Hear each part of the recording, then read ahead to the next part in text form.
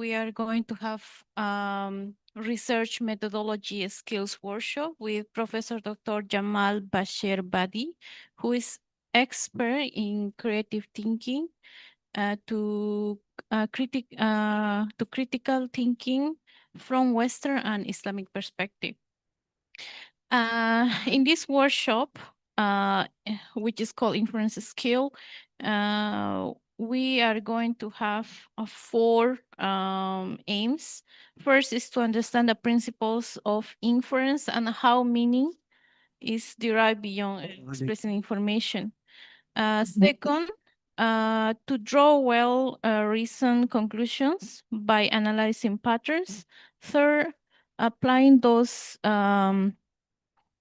conclusions to inference skills in research and problem solving. And finally, to strengthen critical thinking by evaluating arguments and minimizing cognitive bias. Professor Badi, your time is up. Okay. بسم الله الرحمن الرحيم. الحمد لله رب العالمين والصلاة والسلام على نبينا محمد وعلى آله وصحبه أجمعين. اللهم علمنا ما ينفعنا وانفعنا بما علمتنا وزدنا علما يا ذا الجلال والإكرام. آمين. Welcome to all our participants in our fourth session of workshop series on research methodology skills based on the Delphi report. We mentioned about Delphi report and that it was like declared in 1990 anyway by a group of scholars from philosophy and psychology backgrounds. Anyway, this was considered the fourth needed critical thinking skill in education, in research, yes, in teaching and learning, if you wish. Okay. The first thing that I would like to share with you that inference or inferring is one of the 40 Quranic thinking terms. Al-Quran used 40, based on my humble research, published lately. The Quran used 40, I'm sure there are more, 40 thinking terms, multiple thinking terms. So one of the terms is inferring. And it's used also as a verb. يستنبطونه. Okay. ولو ردوه إلى الرسول وإلى أولي الأمر منهم لعلمه الذين يستنبطونه منهم. I try to refer to a number of different Quranic interpretations, but to me, usually Muhammad Asad is one of good choices or options, especially when it comes to issues like this. So he interpreted لعلمه الذين يستنبطونه منهم. So those who are capable of forming an opinion on it. I mean, on the issue. The Quran is talking about the issue. And it's referring, this issue is especially related to, by the way, at times of challenges, insecurity, also we need to see the background of the Quranic text. So it's and when you look at, if you are following up with the current issues of conflicts, so it's relating to conflicts, to at times of conflicts. What we need most is to refer to the Quran, to the Sunnah, to the authority. What Al-Quran mentions as ulil amr. And according to some of our scholars, ulul amr, here there are two, leaders and scholars, or what is considered ulul amr. So leaders and scholars. And it is also talking about like in a form of authority. So in research, we need to refer also, when you refer, you need to refer to authorities, someone who's considered an authority. That is another issue also to start with. This is in the introductory remark. So if you are, when dealing with issues related to knowledge, al-ilm, related to research, we need to refer to authorities, okay? Unfortunately, there's one issue here. At the time of social media, many people are becoming authorities. Or they are not, they appoint themselves as authorities. That's why also many of our youth, they might become in a chaos, in, especially at times of challenges. The ayah is referring especially to the times of challenges. So who's considered an authority? When we talk about, so we are talking about also all areas of knowledge, whether it is revealed knowledge, whether it's social science, whether it's applied science. The three main areas, okay? Who's considered an authority? Someone actually who is also already acknowledged as being an authority within the field. They have the expertise, they have the knowledge. Okay, they have the knowledge, they have the expertise, they are also recognized by others, whether it's like you are referring to a university, institution, or they are recognized by other institutions as an authority. That's very important, whether in whatever field that we are talking about. Okay.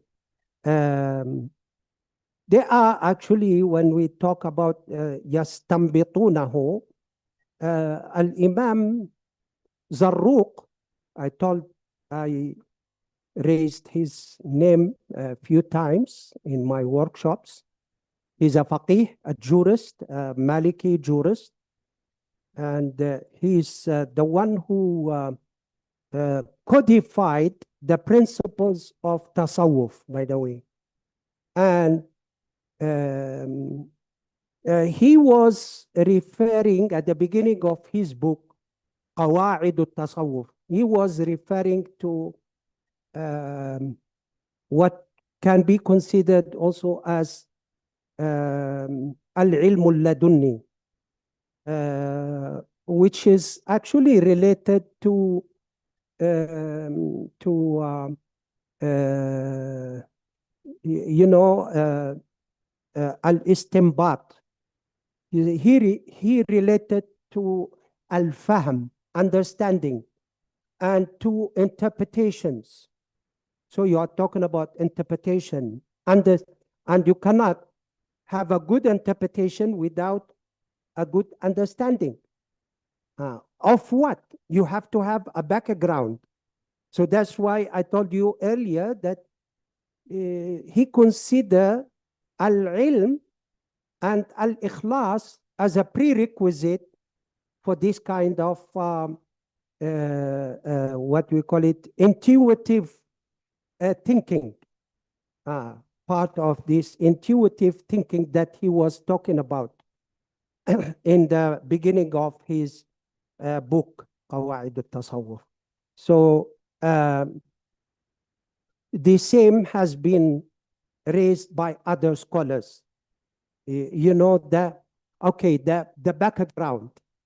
So means that in research, that's why you start with, you need to start with literature review, problem statement, you need to research gap, etc. So you need to have enough good background, okay, within the area of research. That's also to start with.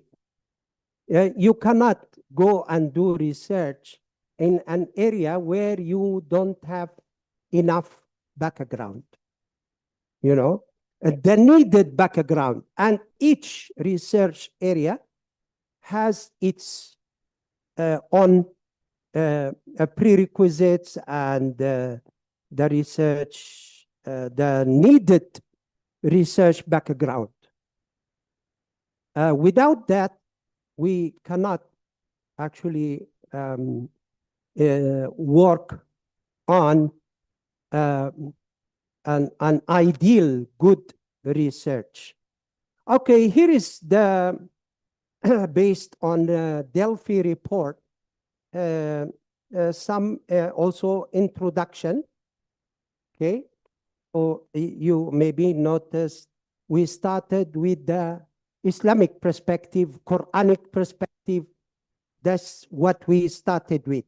So, and it goes along with also what has been mentioned by others, like even the scholars and intellectuals, even whether it's Western or other backgrounds or cultures.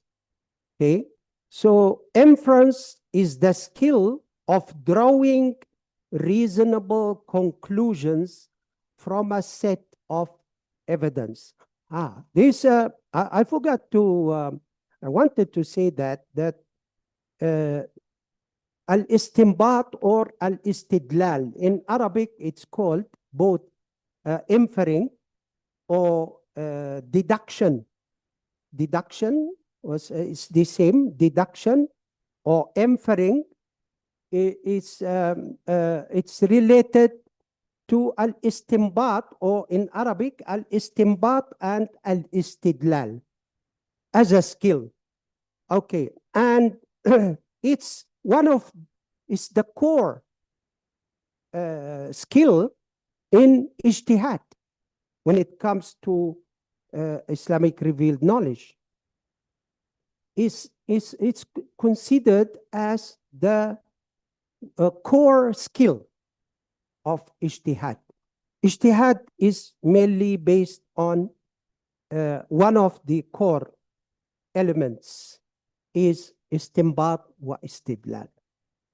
Okay, so in writing a research paper, you need to, every student, every candidate, whether master or PhD candidate, you need to have one of the skills that you need to have before you embark on your research is the skill of inferring, okay, deduction, okay, deductive method, as they call it, deductive method, okay,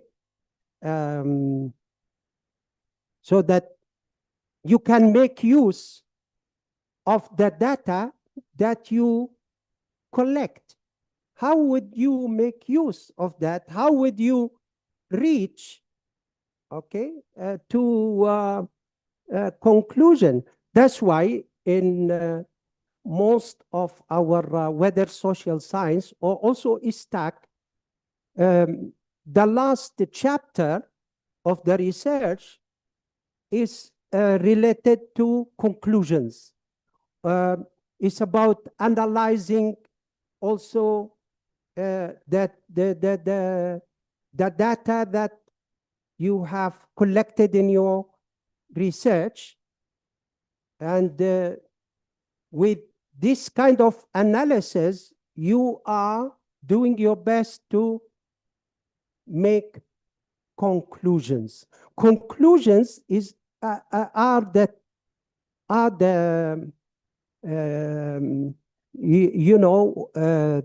what you have reached in your research, what your research contribute to the field of your study. And that's why in Viva, one of the things, if they see that a conclusion, you refer to, they tell you conclusions should be limited to your study and to your to the outcome of your study. These are the outcome of your study. If you refer to someone else, that is not your conclusion. So in conclusions, it should be limited to what you actually arrived at the end. What are the things that you have arrived at? What are the conclusions? What are the, yes. Okay, so that's very important. Here you can see that the Delphi report mentions that it's the inferring or inference is about moving from the known to the unknown. The known is the data that you collected. To the unknown, where do we go from here? From what I collected, where do we go? Where can we reach? What are the new avenues that can be conquered, can be reached, okay, through your research? Forming educated guesses and exploring implications. Okay, when you say educated, so you talk about guesses. Whether it's in also in social media, this, that, in any field or discipline of knowledge, you talk about what can be guesses. You are talking about scenarios. You are talking about hypotheses. By the way, when you say guesses, you are talking about scenarios, talking about hypotheses, etc. But here, it should be educated. Your guess is an educated one, which is meaningful. It should be whatever you guess, it has a meaning. Should has a meaning. Otherwise, so that's what is here called educated guess. Okay. The definition given by Delphi is that they say to identify and secure elements needed to draw reasonable conclusions, to form conjectures and hypotheses, okay, to consider relevant information. So whatever you consider should be also relevant. That's why now when they talk about fallacies, one of the fallacies they said it doesn't follow. You know, what you are trying to conclude doesn't follow from the premises, let's say. So like, you know, so that's why whatever conclusion you come up with, it should be supported. It should be with enough evidence, with enough. Otherwise, it's just, it could be only a mere possibility or hypothesis, whatever, a conjecture. And it's so amazing. In our previous workshops on creative thinking skills from Quranic perspective, that conjecture, by the way, I just wanted to remind, especially those maybe who did not attend, is so amazing. In Quran, conjectures are considered out of two, one of two. One is a mere conjecture, okay, which is a one mere conjecture, which is not a plausible in the Quranic and Islamic perspective. It's not plausible, it's not acceptable.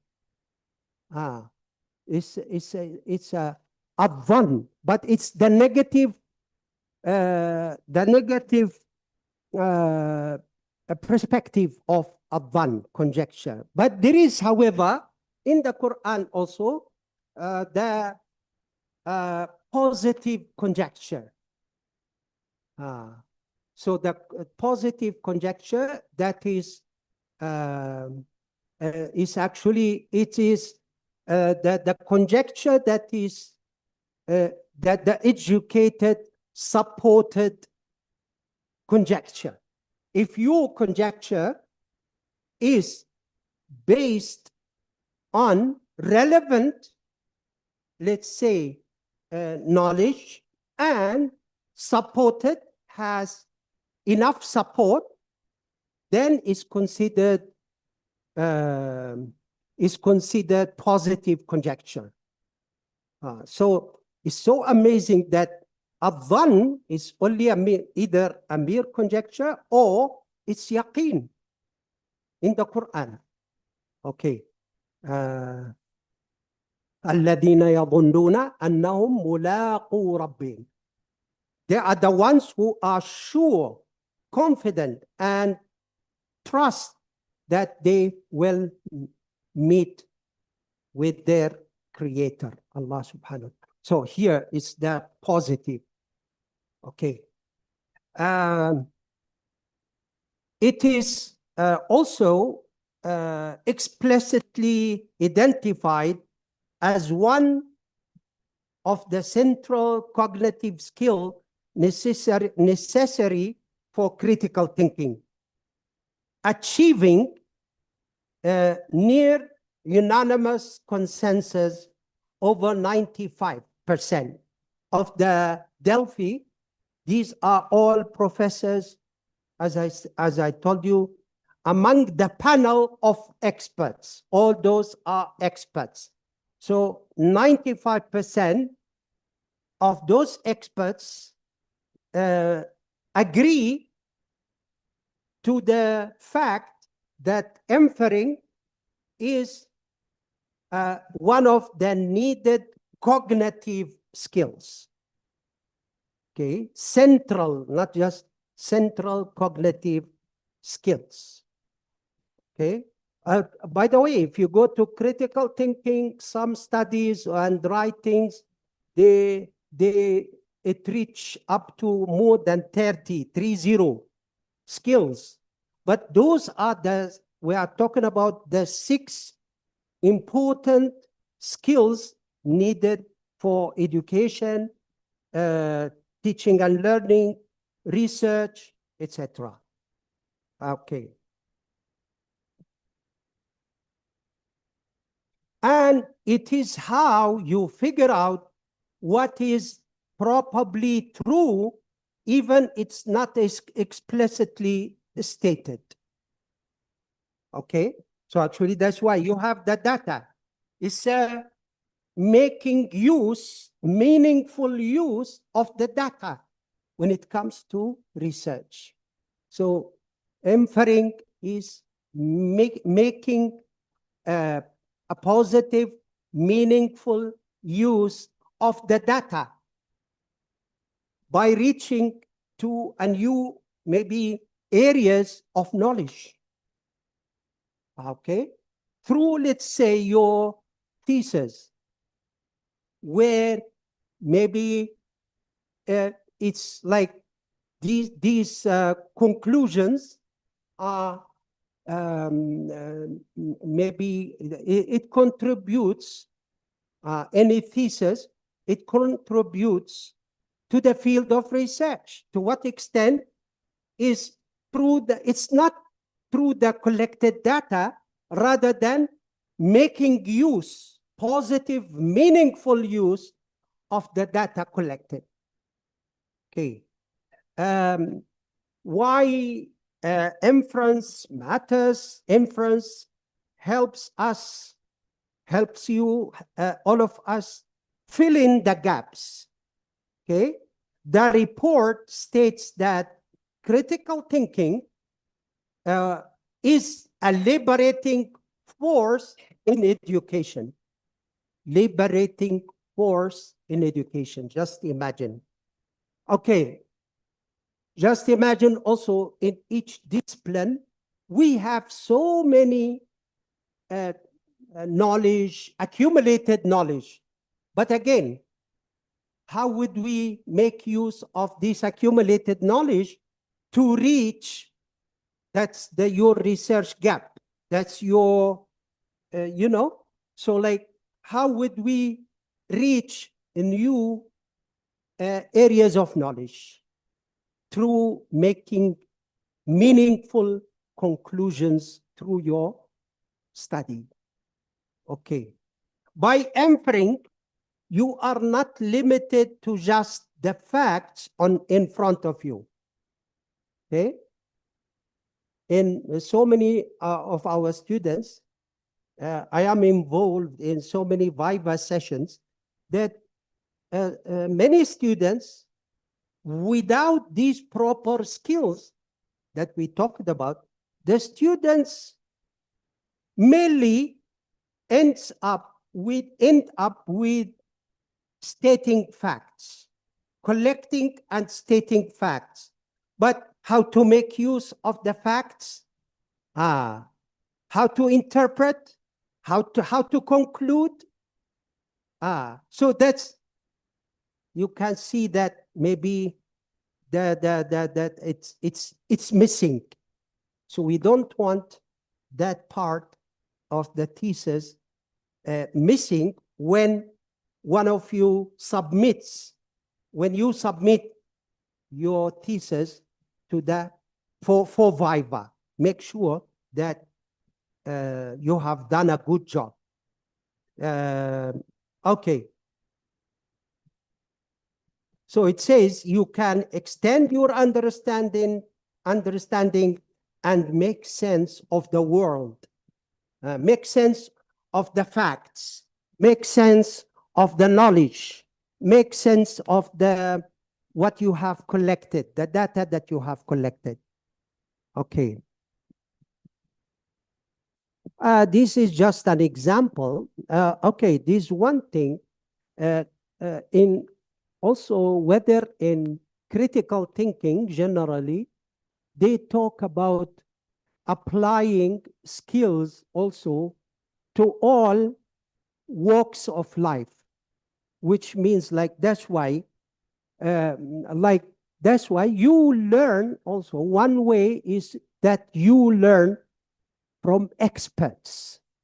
Don't waste your time with non-experts, whether in media, whether in reading articles or books or this or that, or watching whatever, YouTube or whatever.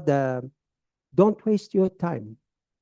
That's why our scholars say we learn also, one way to learn is through learning from the experts. And how do we do that? Through reading. So if you tell me a PhD student, or even also a master student, my master degree student, if, you know, how many, okay, whether in any, whatever the field of knowledge, you may talk about different fields of knowledge, including reading novels. But again, even in novels, it matters when you read to one novelist, and if you compare, you read to another one, it makes difference. One novels, you gain more vocabulary, you gain more, building up scenarios. When we talk about scenarios, one of the greatest sources for scenarios is the Quran. Oh, subhanallah. Surah At-Tur, only 2 pages or 2 pages and a half. And there are a listed of 15 scenarios. All are hypotheses. I highlighted that in my new book on critical thinking from a Quranic perspective. So one of the chapters is about these scenarios, rich scenarios in the Quran. Surah An-Naml, which is also about of the same pages, and it's full of scenarios.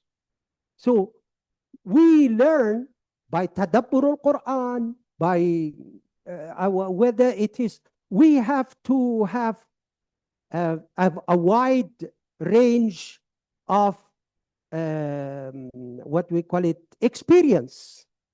In this case, when it comes to,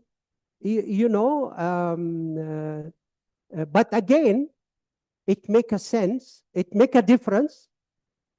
Okay, whether it's novels, whether it is this or that, it make a big sense. That's why when we used to also study at the level of bachelor degree and postgraduate degree, of course, they say, like, it make a sense. Whom do you read for? Is it like Al-Aqad, Abbas Al-Aqad, when you talk about, one of our great Egyptian scholars, when you Shakir and others, they say that it make a sense, that a big sense, that or difference also when you so that's one thing I mentioned. You need to have a good experience of reading, through which you build your skills, you build your vocabulary. We noticed the difference between one thesis and another thesis. Why? Like, I'm supervising one thesis now. Why it makes a difference is because of the richness of the language, of vocabulary, especially related, relevant, and related. That is the most important also. If we are talking about vocabulary in general, but especially within the field of expertise. That's very important. Okay. So reading is very important. Number two, also building up your composition style, composing. We are talking about also, I mentioned that many times, verbalizing, as they call it, verbalizing. How would you turn your ideas and thoughts into a written form? That's what you need. That's what we need also in research. So the more capability you have in composition, in writing skills, the better researcher you are. The less vocabulary you have, the less expertise, the less knowledge, less reference, then this will be reflected in your thesis. Those who go through your thesis, they know whether you have made a good effort, whether you have the expertise, whether you have the necessary skills. But now we are limiting the discussion to the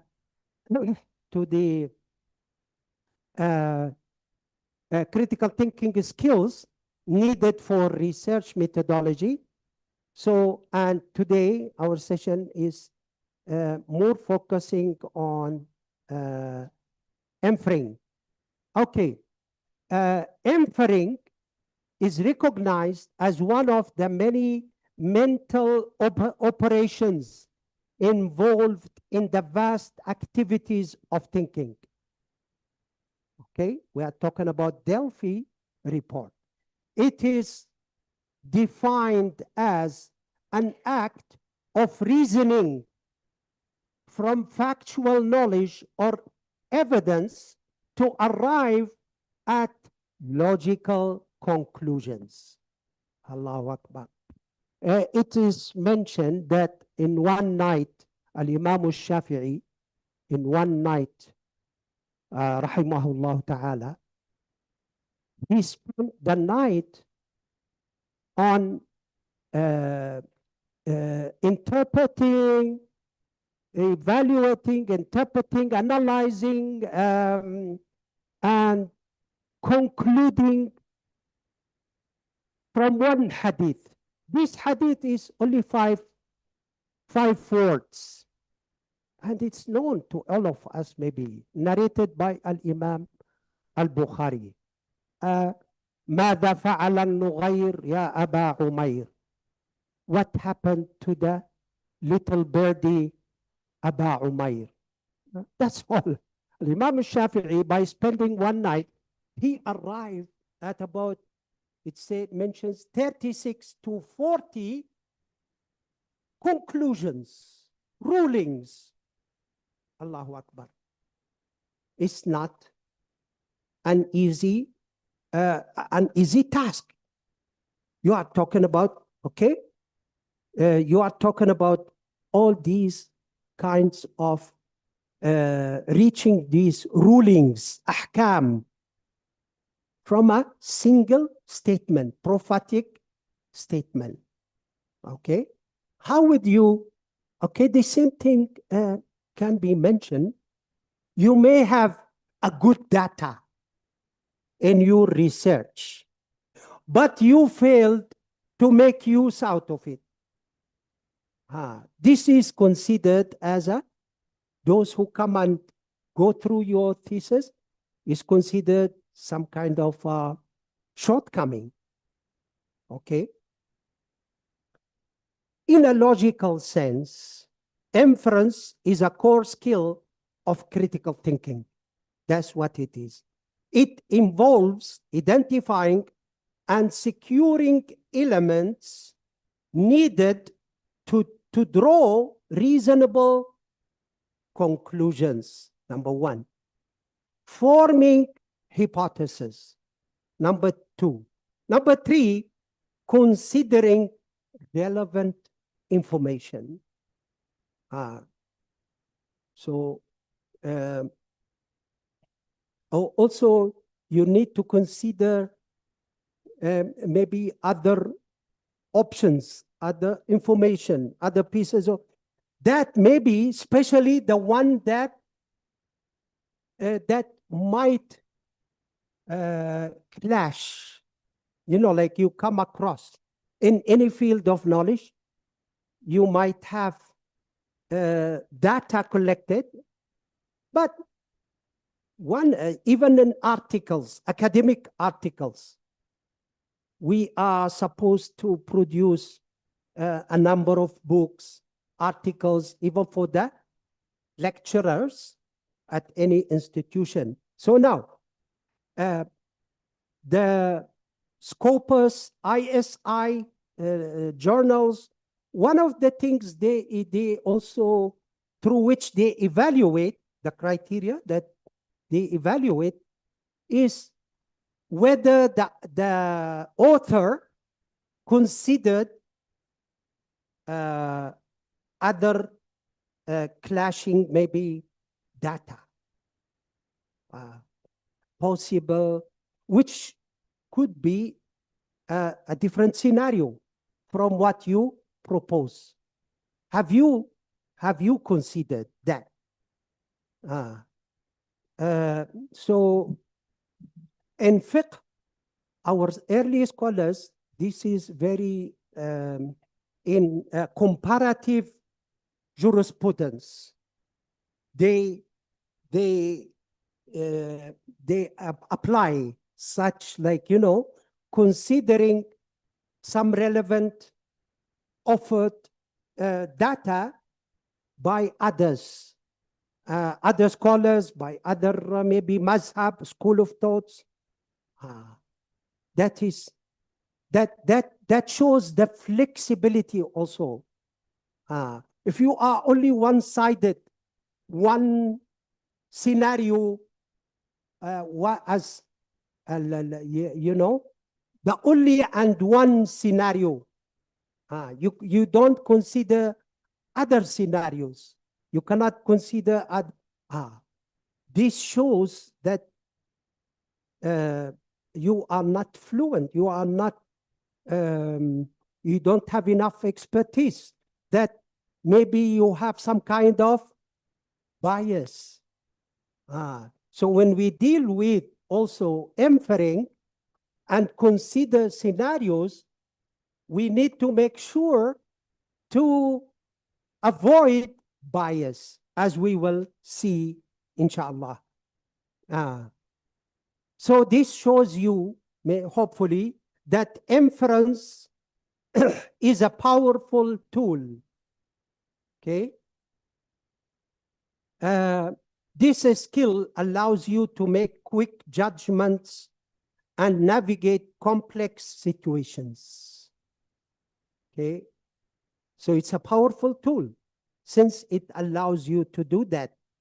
It's how your brain connects the dots and is a key part of the process of inquiry, learning and thinking.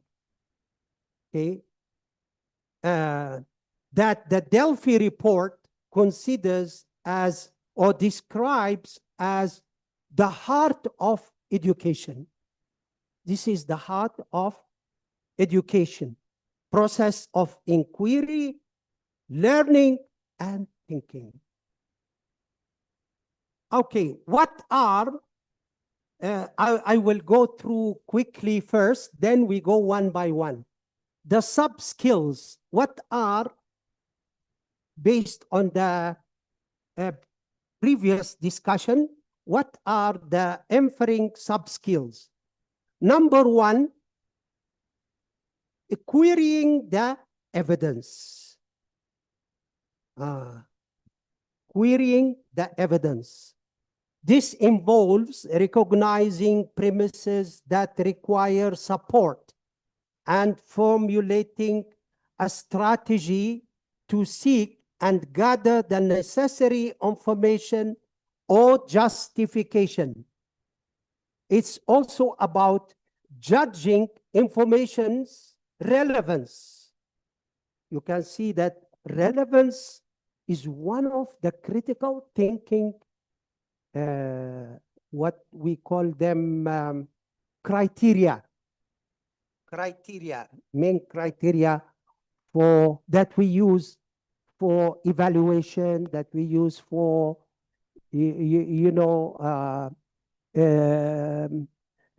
deciding on a good judgment, reaching a good judgment. Okay. It's also about judging information relevance to decisions regarding the acceptability. That's another criteria. Plausibility, another third criteria. And the relative merits of an argument or conclusion. These are the all criteria that we use to decide about evaluating and judging the anything that we come across, by the way.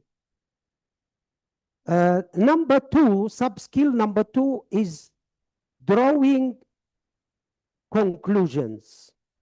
This is the ability to apply appropriate modes of inference to determine what position one should take on a matter, given the available information. It involves deducing logical, inferential relationships, and there also implications or consequences. So that's the second sub-skill. Okay, it involves educing, logical, inferential relationships. To use the appropriate modes.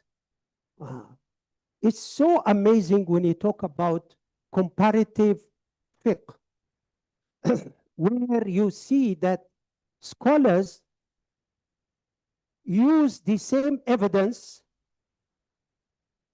to reach a different conclusions. That's one of the amazing areas for me when I go through the fiqh discussions, by the way. And, you know, it's using the same evidence, the same hadith, but however, reaching a different conclusion. But how would you reach the conclusion? You should make sure that even if you reach a different conclusion, it should be also supported by language, supported by also as well logic, etc. It should be supported. Okay, the third sub-skill, conjecturing alternatives, building up more and more scenarios, possibilities. That's why they say creativity is the art of possibilities. Creativity is the art of possibilities. Okay. This relates to generating plausible hypotheses or alternatives and formulating conclusions. Okay? You yourself, you might reach more than one conclusion. That's number one.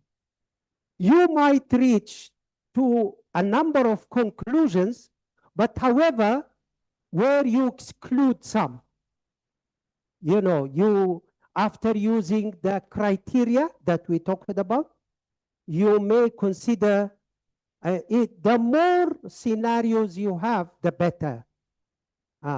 So in this case, you are also talking about intuitive power, the intuitive skill, the intuitive thinking skill. And I promised, one of the promises, I still remember that uh, we will conduct, inshallah, one session on intuitive thinking skills, because it's related also to inferring, to the power of inference. The power of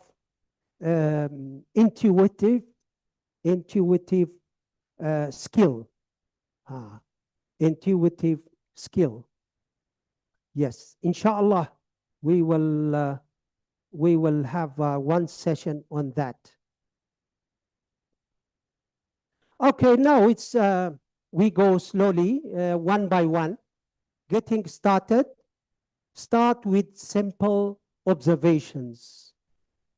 Okay, actually, all those skills, I keep repeat, and we need to repeat that. Um, we need number one, to develop any skill. You need to develop, improve, and turn it into a mental attitude. How would you turn it? Through practice. That's very important. This lecture is not enough to build any one of us the power of inferring. You need to practice. That's what it's stated in this slide. You need to up the tool first, practice it in daily situations, okay, and slowly improve. Improve. Now let's say, the more you practice, the more you build up and improve your skill, until you become an expert later on. Okay, that's what we need. Okay, so start with simple observations. Like the report states that critical thinking involves purposeful, self-regulatory judgment. Purposeful, self-regulatory judgment means that, by the way, we will have one session for self-regulation.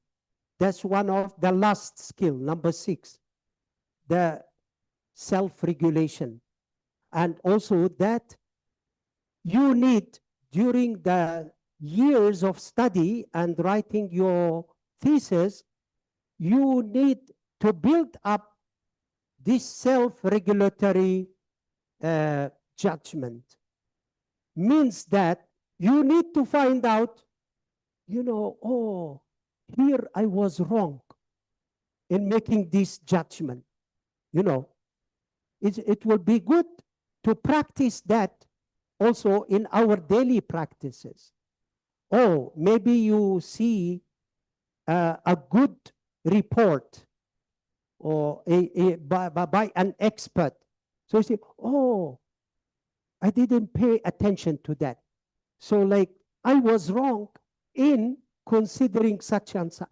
That is building the self-regulatory judgment.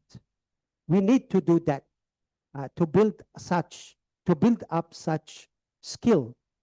If you see, by the way, this is just a simple practice. If you see a student smiling after a test, you can reasonably infer that they have done well. Well, but that's not for sure. We need this also in research. It could be a startup, but maybe we need to verify. We need to verify. It might not be that. it might not be the case, even though that after uh, what you call it, after a test. Okay. So uh, this is a basic form of purposeful judgment.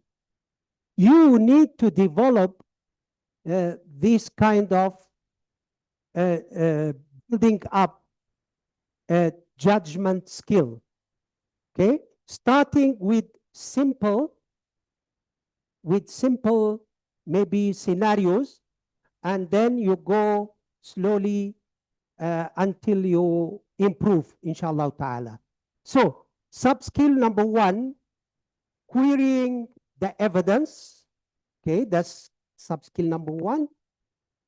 Querying evidence is about questioning. Questioning the quality of the support for an argument. That's very important. Querying the evidence is about questioning quality of the support for an argument. Whether it is yours or you are reading. By the way, I always also tell you about this. It could be you are referring to someone else.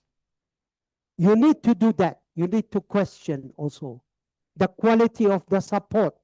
So you need to practice it with others, and you need to practice it with yourself. So there are two different levels. Okay, two different levels. One is when you practice it while you are reading to others, collecting the data. Maybe you have clashing data. Oh, that's one of the challenging, by the way, challenging research areas. Okay, questioning the quality of the support of an argument. In many of our Viva sessions, our students sometimes, like they like, in a way or another, they quote someone, and then they might come up with a judgment. So sometimes they don't come up with a judgment. But for the examiners, they say, if you quote someone and don't make a comment, it's basically you are agreeing to what they say. So if there is something wrong, you will be also held wrong. You understand? So like, that's very important.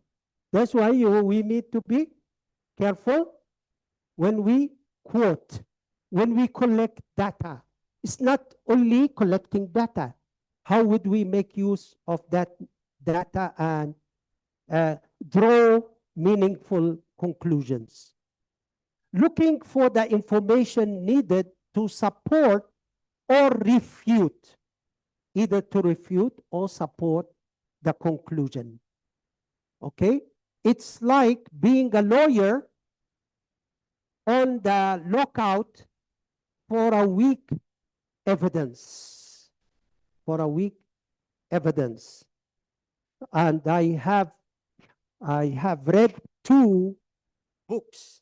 One written by an American lawyer, where the author, after so many 20 or 30 years of experience in the court, she relate to the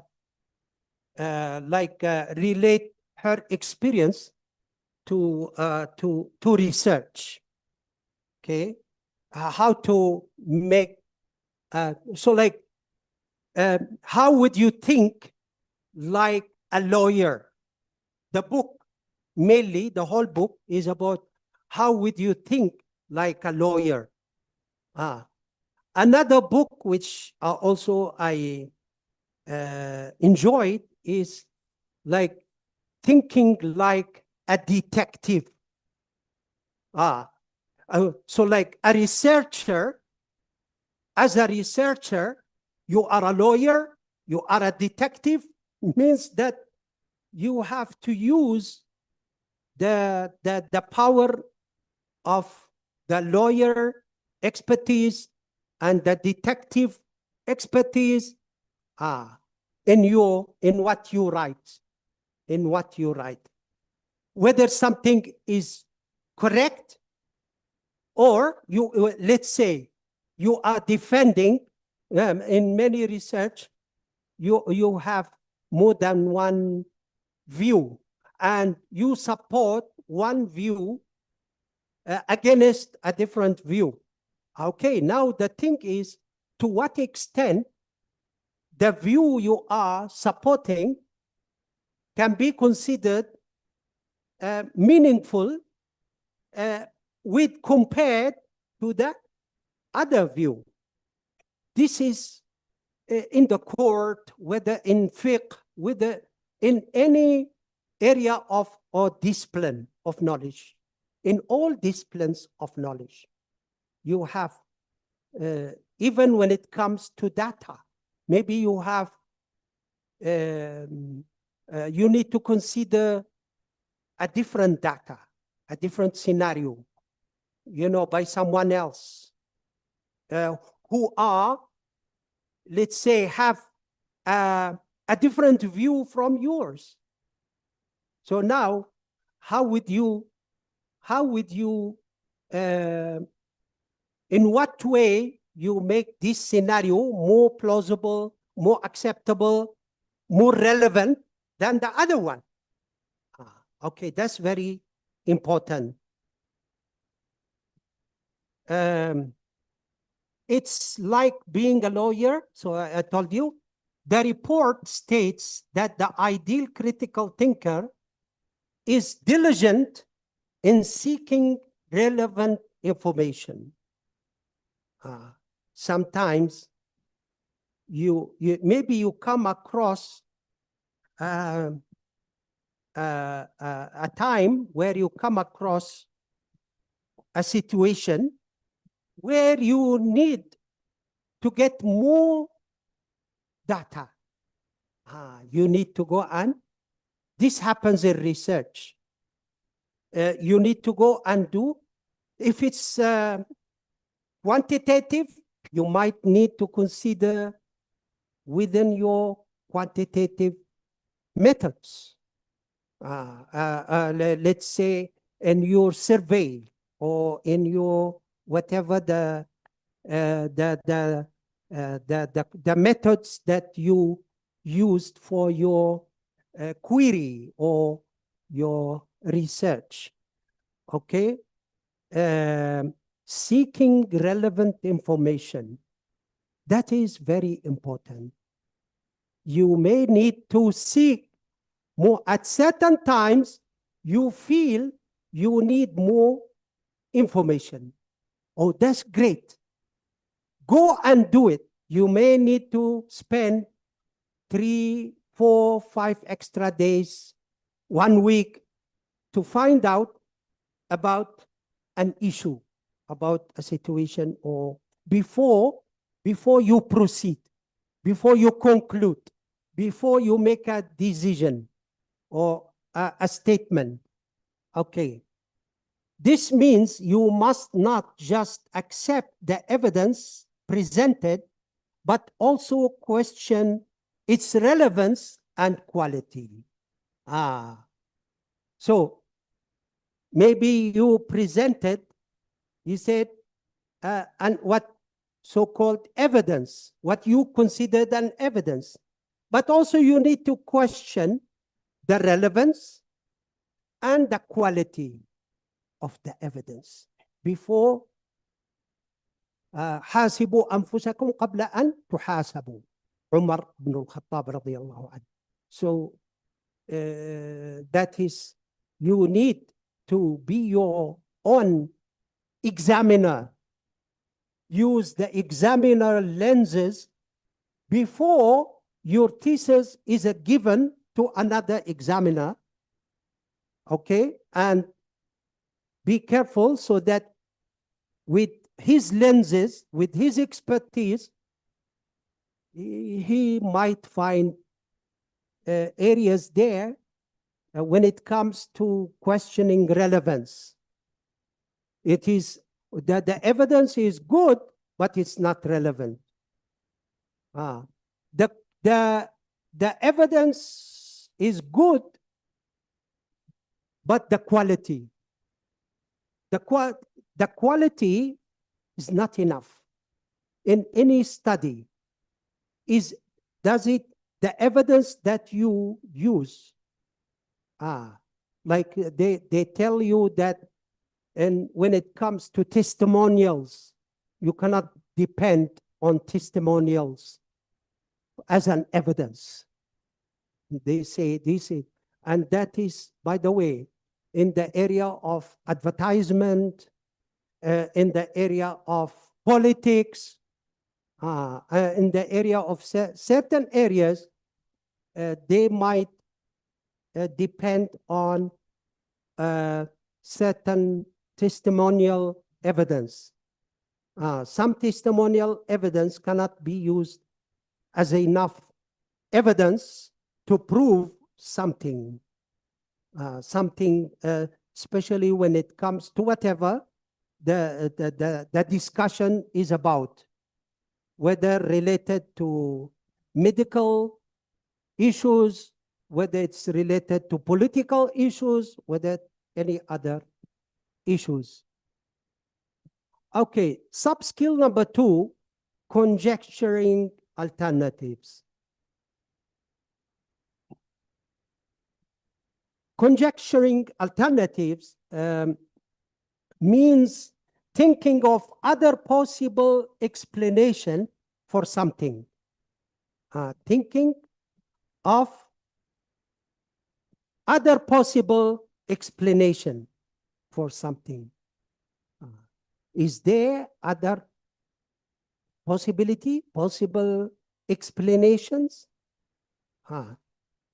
That's why you see, Al-Imam al-Shafi'i started with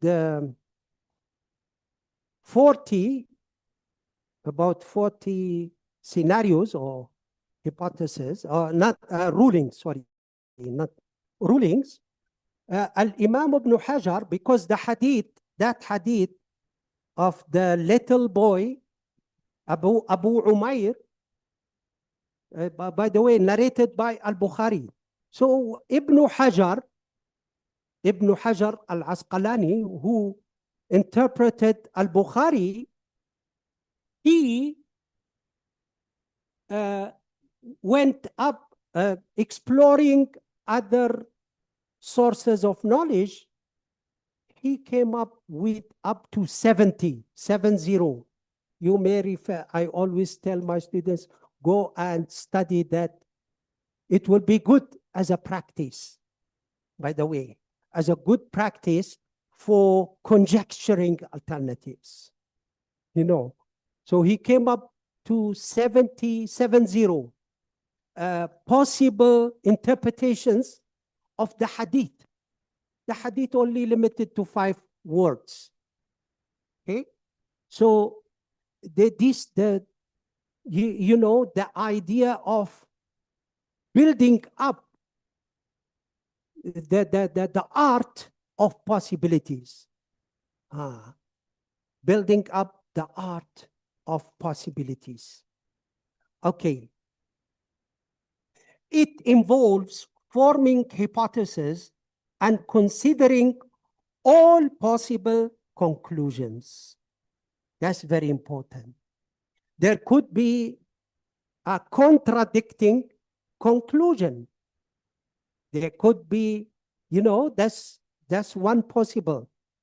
You have to consider in your also research. You come up with a conclusion, but however, there might be a different conclusion that is totally, this can be identified also by experts easily.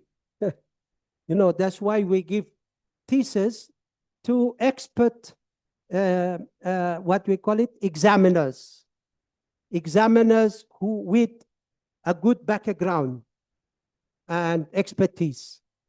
Okay, so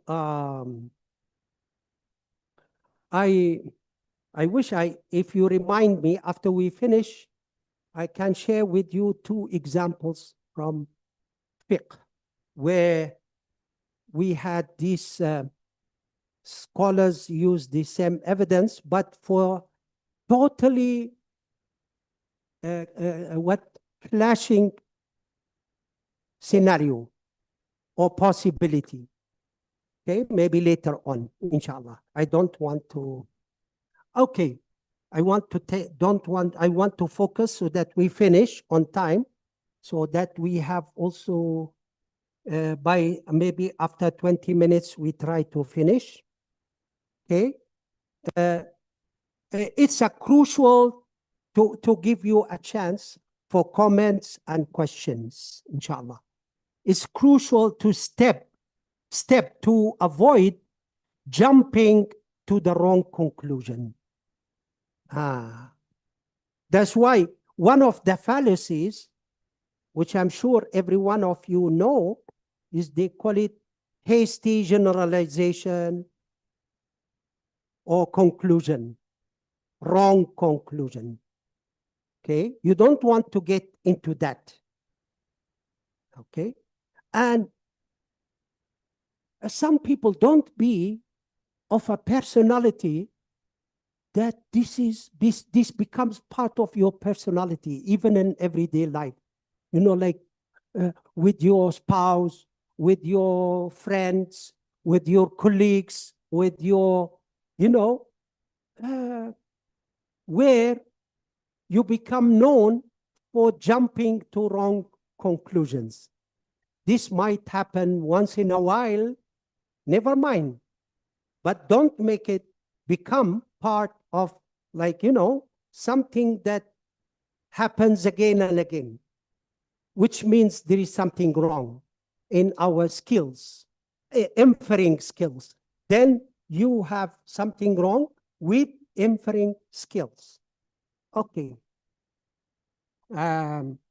Let's move. Being careful in applying the skill. This is also a word of cautions or cautious. Being careful in applying the skill. Applying appropriate mode of inference. Applying this I added this morning after subuh. I was reviewing for the last maybe 2 weeks my slides. And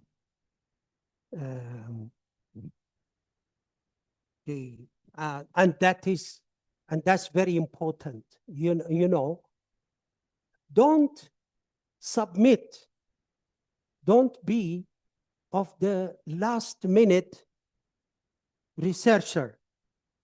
Don't be the, you know, like you didn't have time to review, to consider this, to consider, you understand?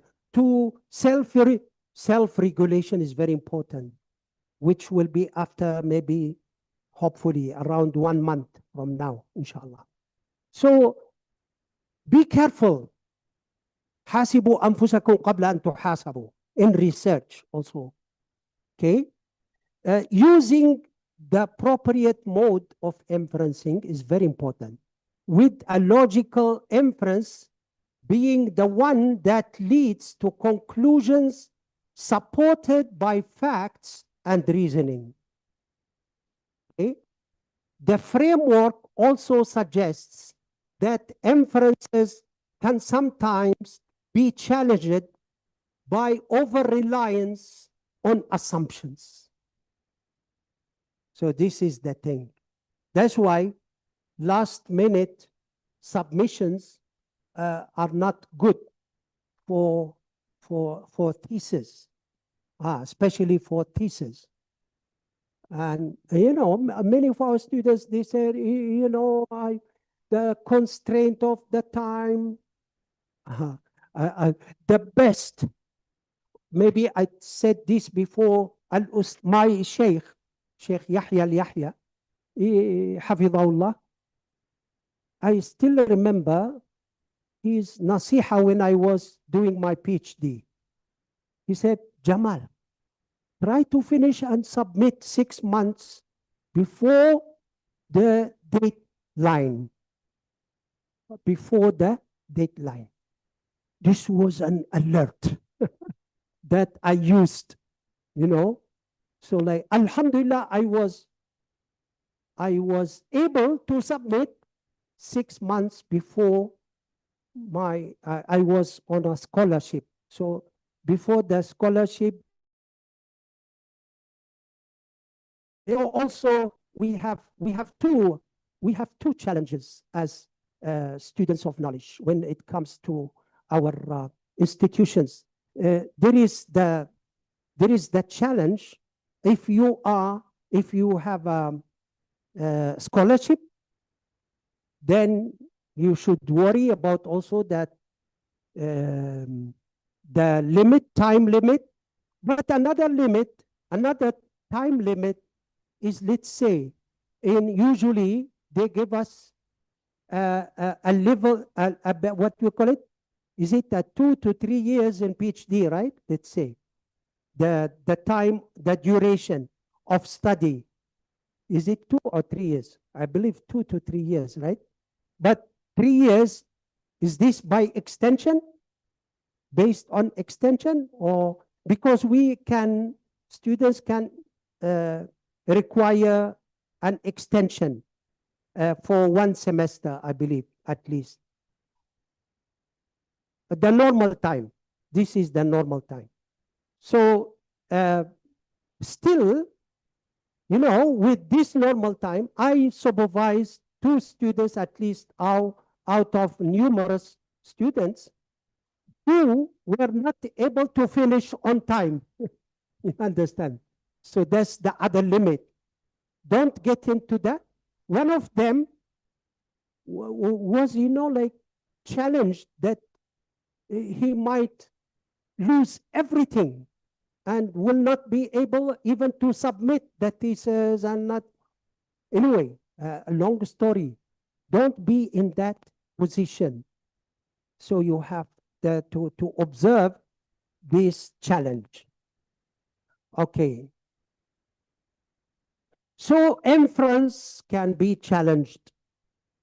If we also, if we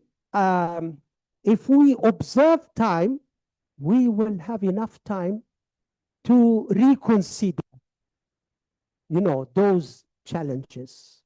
Maybe there is another scenario. Maybe there is another meaning. Okay, maybe there is another possibility. Okay, how to learn conjecture alternatives. When you have an idea, so this is sharing with you. Force yourself to think of at least 2 other possible explanations. Okay. So don't depend on the one and only scenario. That's what it means. Try to consider another 2 scenarios. That's very important for any of our, what we call it, research works. What else maybe could that have happened? Why else could that have happened? The Delphi report mentions how critical thinking is a tool of inquiry. Okay, we mentioned that earlier. Okay. A practice with scenarios. So you always, when you practice, so just look at many reports today, whether it's research. And here is a nasiha, by the way. Like for the last 1 month or 40 days, I found that some of our students, you know, by not focusing on their studies, they might spend overtime on, let's say, watching non-related, what we call it, videos, reading articles, this or that, reports, which are not related to actually to their study, let's say, because of the ongoing current challenge, or what we call it, la ilaha illallah, conflict. Okay. And you can see even subhanallah, one thing is that the Muslims are divided into supporting this side, that side. That is also a challenge, even in supporting one side or another. So, and then this side challenge that side with this and that, challenging. So this even can waste time, even though it can be a good practice to improve our skills, but don't overdo it. That's the nasiha I wanted to share with you. Don't overdo it. Make 60% at least of your focus on your research. Wallah, it should be even more. Daily focus, daily practice, the least 60% for your research. No matter what is happening, no matter what is happening, we know that we are part of the ummah, we are part of this, that we understand. But we need to be more, what we call it, experts in focusing, paying attention.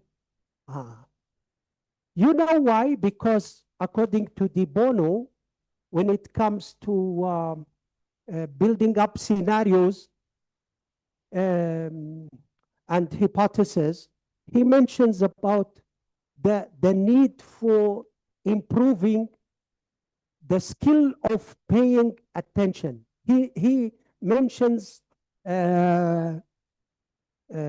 taking notes or note taking, and not note taking. Note what? Note, not note building. What is it? The art of noting, as they call it. They call it the art of noting. You need also to improve this art of noting. Otherwise, you go through a lot of material and you fail to pay attention, even inside your thesis, to pay attention to certain areas. And then you will be held responsible for not paying attention. So paying attention is one thing, and the art of observation. Actually, for inferring, we do need the art of noting, the art of observation. We also need it. Otherwise, we skip an area, we skip a portion, a very important, and then with also the power of paying attention,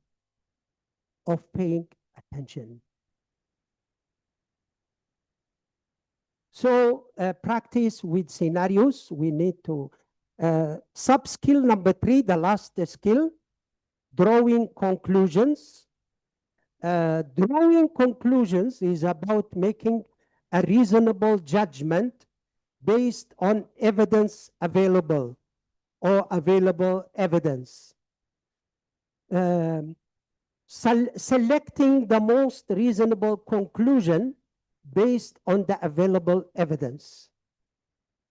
That's if you want to consider more than one conclusion. As we mentioned earlier, you need to come up with 2, 3 conclusions, then select the best scenario. This is the final step of putting all the clues together. That's why the final research chapter, the last chapter usually is for making use of the data, making conclusions, interpreting the data and making conclusions, reaching conclusions. It is final step of putting all the clues together. The report states that critical thinking results in interpretation, analysis, evaluation, and inference. These are all skills. These are all skills, by the way. And we will, inshallah, how to learn drawing conclusion. Look at all the information you have. Remember. So, the more good information you have, the better. If you fail to consider an information, that is also a failure. That is a shortcoming. The report describes an ideal critical thinker as a diligent in seeking relevant information. So to start with, and that's what Sheikh Zarruq mentioned when I told you in codifying the principles of tasawwuf. So you need to have enough relevant information before you can talk about al-ilm al-ladunni and intuition and this and that. You need to have this, all this. Ask yourself, given everything is I know, what is the most logical conclusion?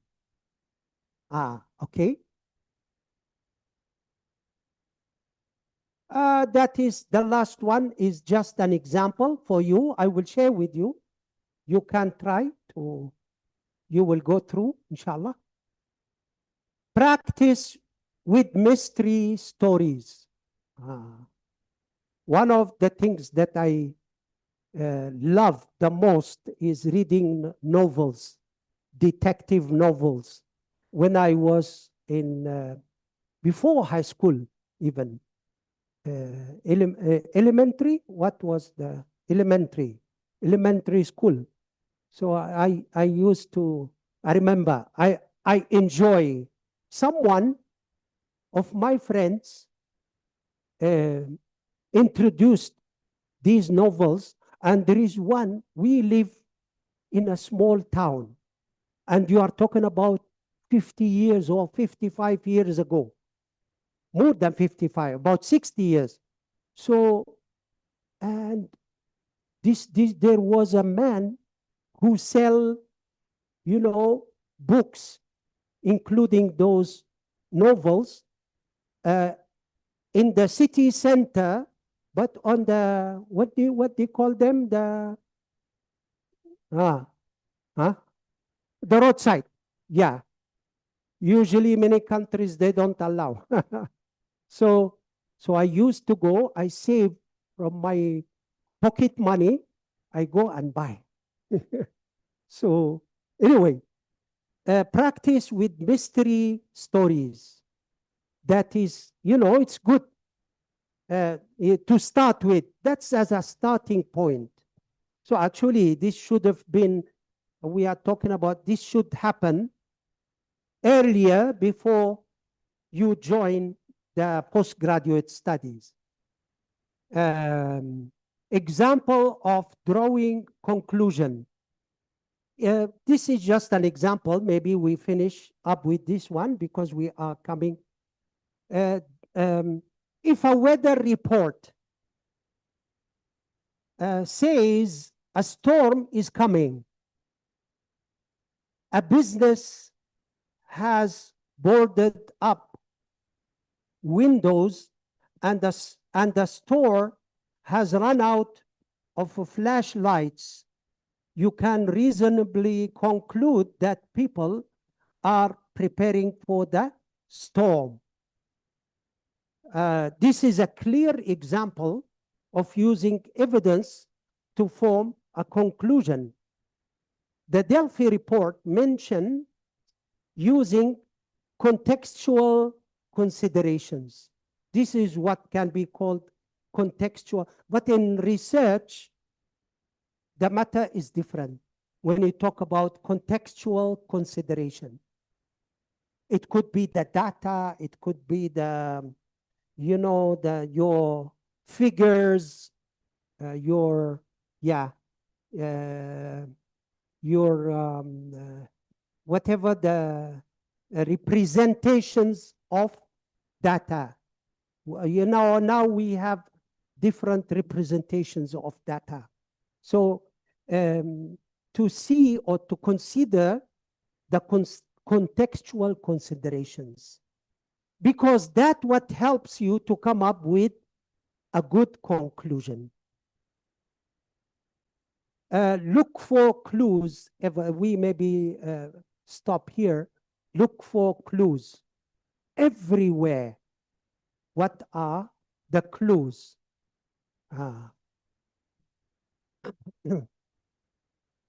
Inference is about reading between the lines.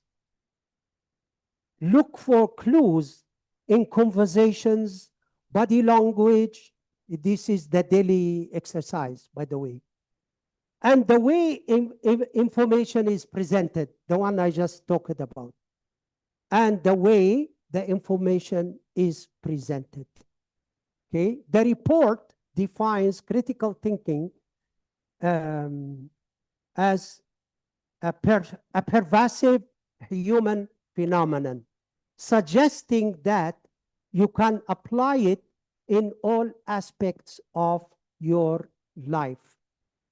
Okay, maybe I have to respect the time limit. Now it's already 11:30. Inshallah, I will share with you. Sorry? Oh, but what about the 12 to 12:30? So do you want to stop or we? Okay. This is just also to connect. You know, when we talk about skills, we need to make connections also in between the skills. Well, we talked about interpretation. You know, we talked previously. You still remember the other two? We talked about three. What are the other two? The first, the interpretation, then analysis, yes, and evaluation. So actually, when you talk about inference, all these skills are interrelated in a way or another. So a good researcher, or you would act with a holistic, as they call it, with a holistic mindset. With a holistic mindset. You are not, you know, now I am acting as a interpreter. I am using, no. You know, at this time, at this moment, at this place, you might need to use a different skill. But however, these skills are interrelated. You know, because the way you make interpretations help you also to make good conclusions, to reach good conclusions, to make or to reach good conclusions. By the way, there was a one, I came in to the workshop with one example. You see, when we look at our heritage, inshallah, now we are working on introducing a new subject for PhD students. It's related to Islamic heritage, inshallah. So in our heritage, we do have we do have good exercises, starting the Sahaba time and the Prophet time, sallallahu alaihi wasallam, until we, different segments of our Islamic history. But one example is, I wanted actually to even to bring the whole story, the context, where there was this challenge among the Sahaba, where I believe it was Umar who asked the Sahaba, how would they interpret Surah Al-Asr? والعصر no, إذا جاء, sorry, إذا جاء نصر الله, سورة النصر, not العصر. إذا جاء نصر الله والفتح ورأيت الناس يدخلون في دين الله أفواجا فسبح بحمد ربك واستغفره إنه كان توابا. The one who was the youngest was Ibn Abbas, and he was, it came to his mind, but I think he didn't speak up or what, that what can be concluded from Surah An-Nasr. Most of those who were asked, they have a different challenge. This is a time of conquering. This is a time of, like happy moments where Islam is this and that. Except like Ibn Abbas, he said, this is a sign of that the surah is telling the Prophet ﷺ that the death is approaching. That is a sign of the end of the life of the Prophet ﷺ. Oh, you see this conclusion. You see this kind of Asbab al-Nuzul. This is after Fathu Makkah. But the thing is, the interpretation or conclusions that can be made. That is what happened, came to my mind. So, and Umar asked, what do you understand? So, by the way, making conclusion is related to understanding, is related to interpretation. So it's related to all these, what has been mentioned earlier. Okay? That's why there is a story of Abu Hanifa. Abu Hanifa, rahimahullah, one of his friends, a scholar, he said, how come he let his students to have debates in his presence, in front of him? So this one scholar said, how would you allow them? Like, they are debating. So this is what, by the way, contrary to our understanding of, maybe adapt, that, respecting this and that. At the time of those scholars, Abu Hanifa was enjoying these debates. He allowed them, he encouraged them to have these debates. Why?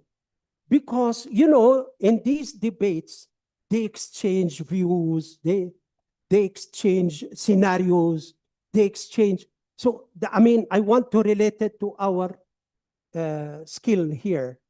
Subhanallah. So that is,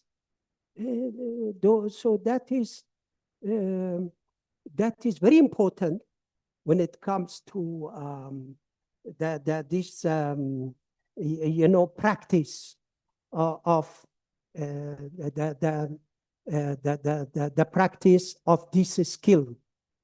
Okay, when it comes to our scholars, to our So we need also to do that, to consider that in our research. Yes. That is one of them. Already one of them. I had another one, but never mind. I don't know whether we finish first or anyway. But I can share with you the other example from fiqh. There is a hadith. There is a hadith by the Prophet ﷺ. It's about hiba. And in Malay, you call it also hiba, right? A giveaway, right? Hiba. Ah. So hiba, the father, and anyway, the one who has wealth and money can can share something, part of his money or wealth, with those who will inherit him or her. So Islam allows that. However, the challenge, this is not the challenge. The challenge, the Prophet ﷺ says, الراجع في هبته كالكلب يرجع في قيئه. The one, once you make a hiba, you cannot withdraw. Like the Prophet, anyway, the Prophet ﷺ is saying, the one who withdraws from the hiba that he made is like a dog where he, gets back to what he throws. What he throws. Three mazhab of the view that withdrawing from if once you make a hiba, you cannot withdraw. You cannot. So they say it's muharram. Except Al-Imam Ahmad ibn Hanbal, he said no. That it's only a makruh. It's makruh. Means that, but it's not muharram. Okay, and he uses the same evidence because he said it mentions that the dog gets back to what he throws up. Oh. So he said the hadith itself, so he uses the same evidence, but he said the hadith, the Prophet ﷺ is like, it's what we call it, makruh. It's not encouraged. It's not encouraged. It's not preferable. It's makruh. Okay, so this is another, a different clashing view. Just imagine, one says it's makruh, one says it's muharram, using the same evidence. For the conclusion here is the ruling, the hukum, al-hukm al-shar'i. What is something considered obligation or a makruh or muharram or this or that. And here it's using, I have a lot of examples, but never mind, these are enough. Just to consider, okay, you have to interpret, okay, I think we have mentioned the clues, analyze their parts, evaluate their, you see now? You have to interpret the clues, number one. Analyze their parts, number two. That's a different skill. And evaluate their credibility. That's skill number three. Before you make a good inference. That's skill number four. So this is just showing that we need to connect all the skills. Use a hypothesis, start with a guess or hypothesis. Then as you get more information, either confirm or change your mind. Oh, that's very important also. So you can start, and that's in our research, you start with hypothesis, but then you test it, you see which one would be more supported by evidence. And okay, so as you go along means in your research here, in research, whether you confirm a guess, one of the guesses, or you change. In some researches, I was an examiner. The researcher changed their what mind of about the hypothesis the last at the towards the end, and that's usually that's what happens towards the end.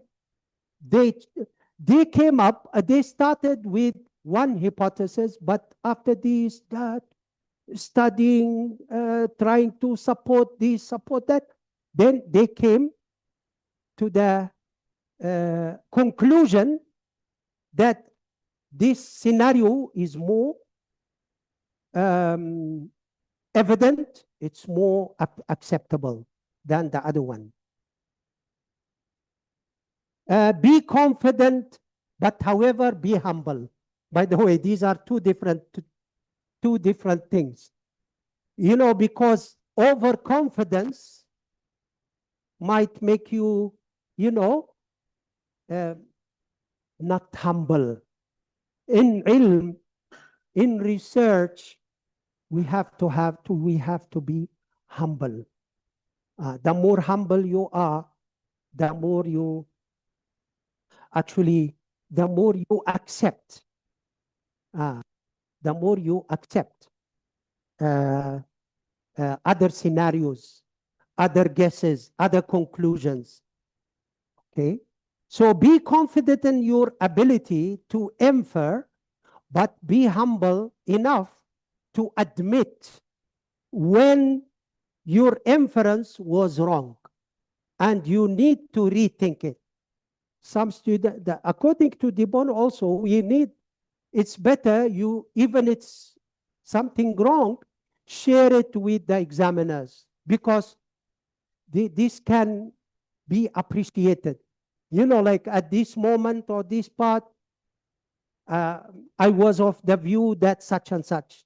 But based on the evidence, based on more readings, based on more such and such, then I was not in favor of what I inferred at the beginning. However, it turned out that I had to rethink, and so you can share part of what your journey in research with your examiners and with the reader. After that, it will be shared with everybody, with other universities. So with all the readers, people will go back to your research, and it might be one of a kind that people appreciate. Okay? So an ideal critical thinker is willing to reconsider. Yes, you are willing to reconsider. What's wrong? What's the big idea? You can reconsider. You say, oh, I spent 6 months. So what? So I think it's better to be honest, to be willing to reconsider, than that to steadfast to something wrong that might affect your thesis to be not to be appreciated by examiners and readers. And also being honest in facing personal biases. We need this in the last, by the way, self-regulation. Honest in facing personal biases. Unfortunately, this is not the case with most people. People they are not facing honest enough in facing their personal bias. However, it's a courage. It is, when you talk about honesty, courage, like sincerity, this, that, okay, as values for research, it is be honest, okay, and try to reconsider. Our scholars admit that. All our scholars, big scholars. The goal of inference is to make educated guesses. What they call it, educated guesses, not just wild ones. So it's not just a wild one. The report, Delphi report, notes that you should be reasonable in the selection of criteria of judgment. So you need to choose or select the judgment. You need to use a criteria. So by using a good criteria, that will help you to be reasonable in your judgment. And that's what the reader wants. And that's, by the way, with thanks for the educational system where we have viva examiners, good examiners would not allow a researcher, to practice wild guesses where, like where he end up with wrong conclusions. He will not be allowed. So that's why. Okay, same thing with academic articles. One last, at the end of December, my article about thinking terms in the Quran, multiple thinking terms in the Quran, is published and alhamdulillah available. It's published in Ash-Shajara. Anyway, I have been asked to do a number of changes, this, that, that. So, you wouldn't say, oh, I am such and such. I am with, this kind of status, with this 30 years of experience.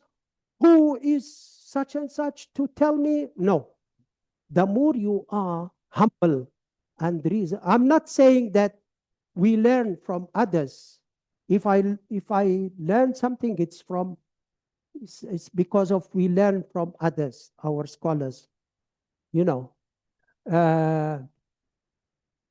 want your conclusions in the research to be reliable as possible. Okay? Even if they aren't 100% certain. So, but for sure, you want most of your conclusions to be reliable. So they will check. One of the things they check, even in, by the way, whether qualitative or quantitative research, the reliability. Even in like a quantitative, one of the most important issues is the reliability, and they have a factor, and you have to meet a certain factor and a certain percentage for your research to be considered. Okay, so that is, don't confuse inference with facts. As simple as this, the title, the topic. Don't confuse inference with facts. Inference is a conclusion, it's a guess, academic, educated guess, but it's not a fact, for sure. Okay. The key to inference is to use all information you have, even the unstated clues. Even the unstated clues. And even for our fuqaha and scholars, they talk about ima'ah. They talk about, like these clues.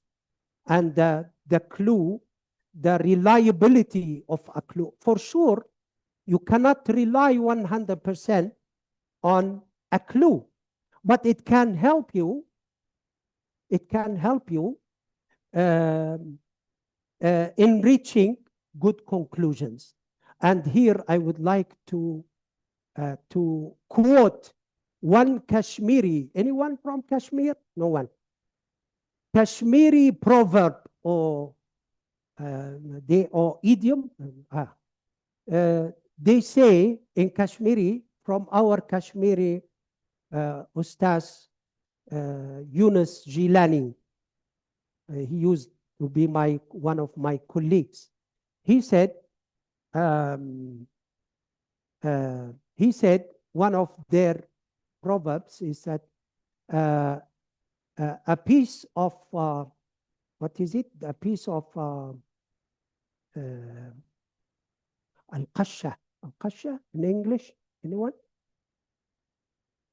Al-qasha. You know the leaf, a leaf of a tree after it became so old. Huh? Dry. Dried leaf. Maybe dried leaf. He said a dried leaf doesn't what you call weigh much in terms of weightage. It doesn't weigh much, he said, but it can tell you about the direction of storm. What? اتجاه الرياح, the direction of winds or storms. Once the storm started, this dried leaf will tell you the direction. It can tell you the direction of the storm or of the wind, strong wind. So, okay, the same thing can be mentioned about research. A clue maybe doesn't weigh much, but it can tell you it can tell you about something that is valuable in research if you have a good consideration for the clue. Once you have a good consideration. These are the concluding remarks. We have 2 minutes. These are the concluding remarks. It's just stating, I've tried to state what we have discussed, okay, what we have discussed in our session today, okay. The conclusion of a strong inference is a well-founded conjecture or logical conclusion that goes beyond the explicitly stated information. The skill allows you to fill in the gaps and anticipate the outcomes. Predict the outcomes, making it a powerful tool for foresight and problem solving. Okay, inference is the ability to draw reasonable conclusion from a set of facts or evidence. The skill is about identifying what is implied or suggested, even if it is not explicitly stated. It's like in the, in the Sherlock Holmes, I told you about the detective stories that this was my startup for reading novels. And anyway, that there's one story where where that he received with his, what? His what? Partner, or not partner, the Watson, Watson, Watson. Sherlock Holmes and Watson. So Watson was the, yeah.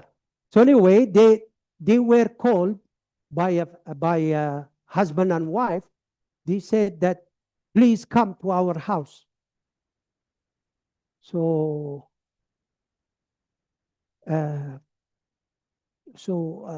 he said, I just want to share a clue with you. This is in the writings of De Bono about court lessons, CORT, cognitive, yes, cognitive studies lessons, court lessons. Anyway, he mentioned that this couple, the husband and wife, he said the the thief walked into their house and stolen the wife jewelry. So please come. So when they went there, once they walked inside the fence, there was a fence. And then, you see, Watson watched, there is a dog. Before they enter you see now, before they enter and meet the couples, interview the couples. So Watson watched that there was a dog. So Watson went to the dog and had a dialogue with the dog. He said, you are the worst dog in the world. Pay attention with me. So he said, if you only barked last night, the thief wouldn't be able to walk in. So Mr. Holmes, Sherlock Holmes, he told Watson, step aside. This is the best dog. This is the best dog in the world. Because he didn't bark, now I can shortlist. I can shortlist the thief who walked in. You understand? The clue. The dog didn't bark. Thank you. Because he knows the thief. So once he met the man, he said, tell me the names of the people who regularly visit you. Known to the dog. Anyway, just sharing with you about the clues, that sometimes the clue can be, in this case, it can be the problem solving, what solves the mystery. That the clue can be what can be the element through which we understand the text or the context, the contextual background, the clue. Clues are very important. This skill is about identifying what's implied or suggested, even it's not explicitly stated. Okay, we are done. The conclusion of inference is a well-founded conjecture or reasoned conclusion that extends beyond the available data. This is the last, allowing you to fill in the gaps and anticipate the outcomes. With that, we conclude. Alhamdulillah. Jazakumullahu khairan. Barakallahu fikum. Thank you, Professor Badi. Now it's time for Thank you. Questions and answers. Anyone has questions, please?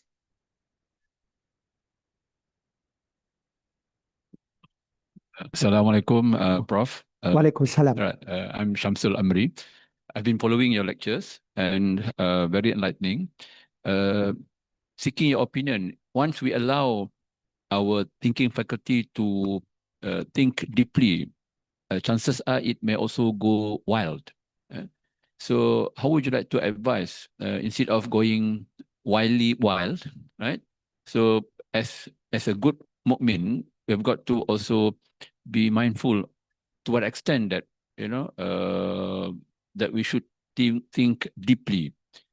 Else, chances, we can get astray and we can get into a wrong inference in terms of coming to a decision or advice.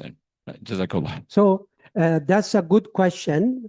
First of all, actually, in creativity, we have to go wild as much as of how we can to build up scenarios and possibilities.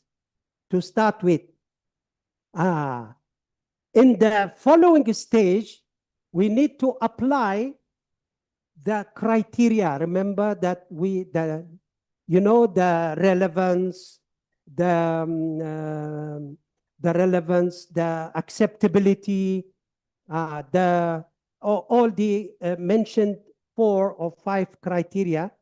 So we apply the criteria in selection. But if you start with applying criteria, this is when you apply critical thinking too much, too early, it will kill creativity. So in research, in problem solving, we need, even in these detective stories, and we need wild thinking. However, and building up scenarios. However, with the critical thinking criteria, we can limit after that which one we want to select, which one we want to. So, brothers and sisters, I'm always astonished with the story of Amirul Mu'mineen, Umar ibn al-Khattab radiyallahu anhu, maybe relevant to the question. He was in charge for 40 states at his time. Once he has problems, he go to the streets and he would ask, these young boys or girls in the street. And, the people, let's say, what they call it, Ahlul Halli wal Aqd, those who are his selected, what we call it, circle, or, they tell him, Amir al-Mu'mineen, you are talking to those adolescents or those young children. What would you do that for? I mean, your issues are big issues, usually, only those with expertise, with this, with that. Umar mentioned one thing, radiallahu anhu, which we need in research, we need in courtyard, we need in any discipline, in any. He said, تعجبني حدة أفكارهم. I am astonished with their sharp-mindedness. Sharp-mindedness. You see, the Bono mentions that our children at the early age, they have more creativity than when they grow up. After they grow up. He said, actually, De Bono says, it's because of the parents at home, teachers at school. They will suppress their creativity. So this we do need wild scenarios to start with.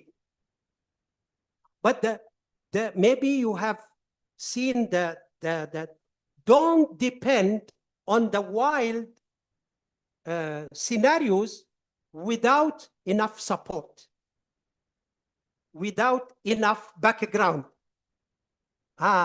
Without enough background or support. This is the thing. Yes. Yes. Any other question? Or comment or Disagreement, since this is a critical thinking class? huh? Or Professor, you ask them? Ask them. Yeah, the country. Thank you.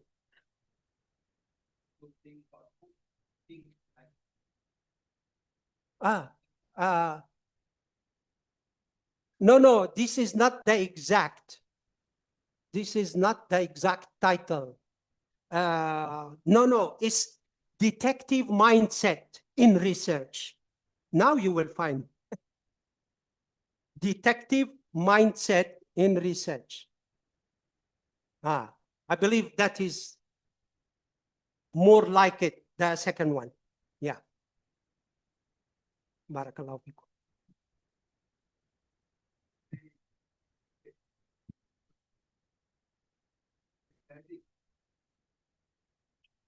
Inference is about recognizing something out of statement or situation, right?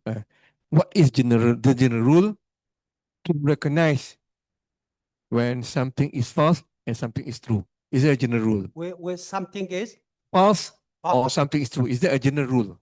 But no, but that is again related to the question asked by Ustaz, that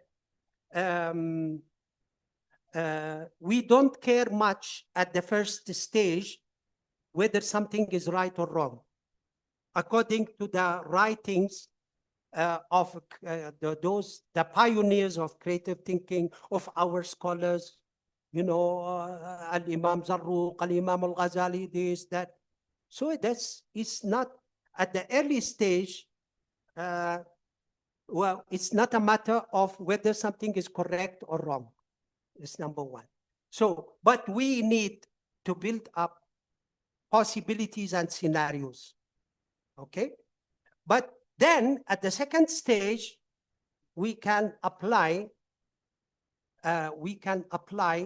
critical thinking criteria in selecting what is proper, maybe what is not proper, what is acceptable, what is not acceptable. So basically, the first step is trying to recognize first what is actually being said, because sometimes when No, well, so you have what is being said, and you want to conclude. So you are talking about making 2-3 conclusions, some of which may be wrong. So then we can apply. By the way, at certain times, maybe you have 3-4 scenarios and all acceptable. Maybe. And you see, like the case of al-madahib, the schools, al-madahib. Maybe you have even a clashing. This is the thing. You might have a clashing scenario, but still acceptable. Why? Simply because it's supported. So now we accept what is supported enough by evidence and by logic. Yes. So in other words, you don't decide whether something is true or false. You only decide whether something could be accepted based on evidence.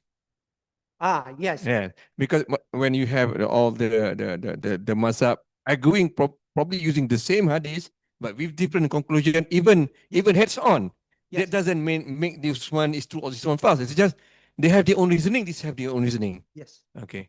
That's true.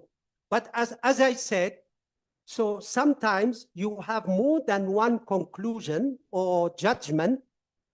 It could be both right, even though they might look flashing. But at some other times, when you talk about wild judgments, maybe sometimes some of these judgments are not acceptable because they are not supported enough by your research data, by this, by that. So yes, we can have many scenarios, some of which are right, some of which may be wrong. Yes, some of which are even clashing. But then with the use of proper criteria, we might be able to judge which one could be the best selection, which one is not acceptable at the later stage or the second stage. Yes.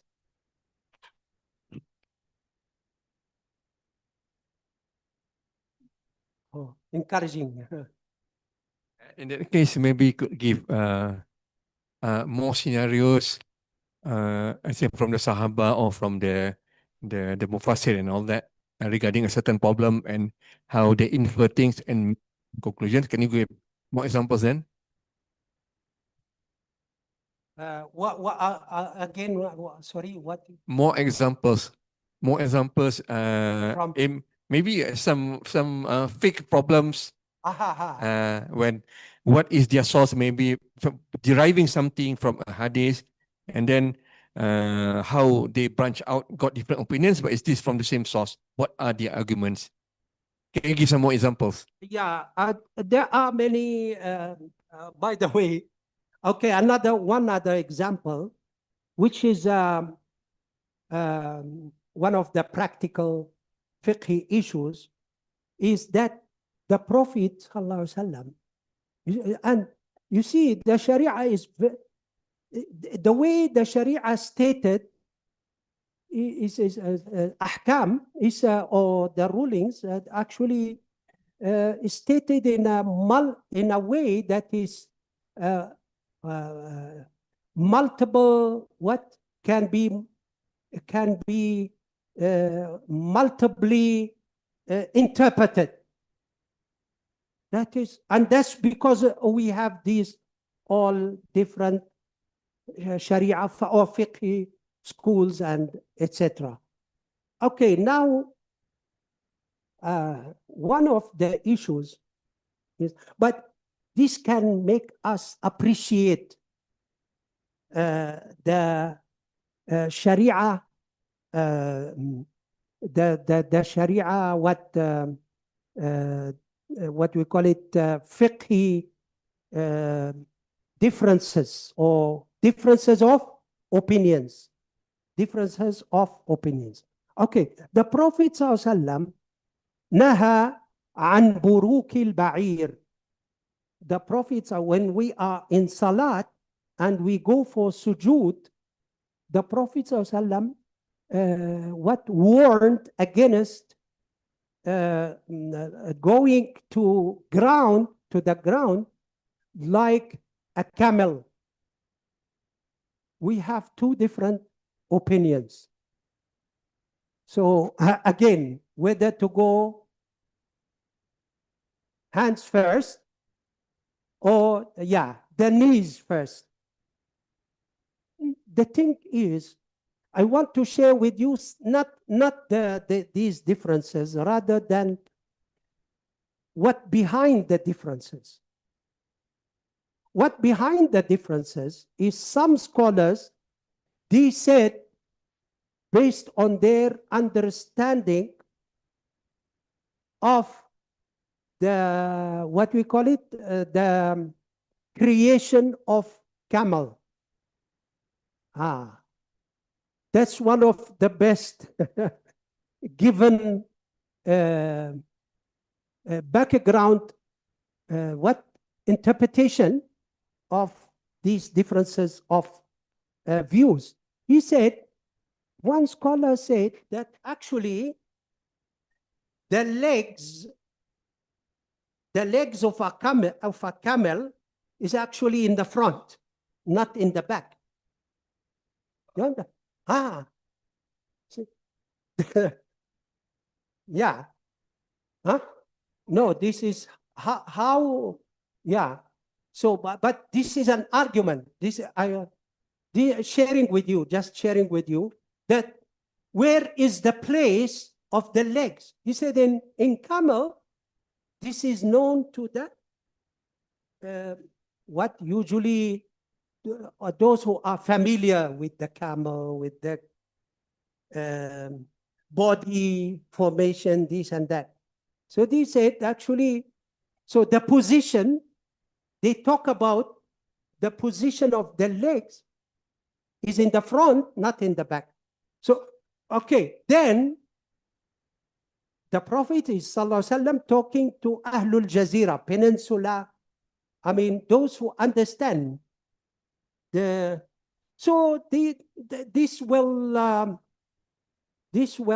what we call it, change the interpretation and the conclusion, both. It will change the interpretation and the conclusion. However, it's so nice that our scholars said that any view which has a support, enough support, is considered valid, valuable and valid.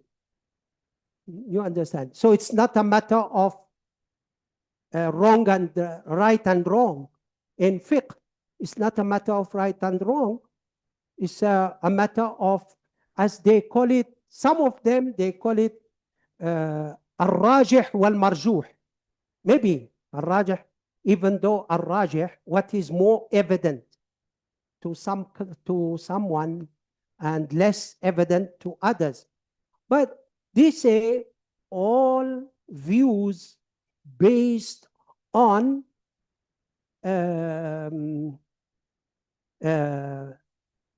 good evidence and support are considered right to our scholars. So there's the appreciation, fiqh is based on also, and this multiplicity of interpretation is based on appreciation of different views. But unfortunately, in our schools, we don't do that. We always, maybe in a way or another, you might have, you see, after decades and centuries, we have, even within school of fiqh schools, we have different opinions within the school itself. By the way, within the school itself. But sometimes people don't let us know. They tell us maybe what they think is the answer, but not the whole story, with the background, enough back. So that's why my ustaz and my Shaykh Atiyah Salim, rahimahullah, he wrote a book on the differences between the conclusions by the four imams, where he found out that almost more than 95% there are with these the differences of opinions within different schools. You understand? Each school, we have differences of opinions. So like with that case, he said there is a more than 95% of appreciation and agreement even among the four mazhab, according to him, based on his study and based on his book. Yes. So I mean, just also sharing, maybe we have more students from a qualitative background, but we do have sisters from quantitative, I know. from quantitative background. Maybe they help us to make, they might give us comment. Sister? I have my own questions. Huh? Can we start with the sisters from architect? No, but we will come back to you.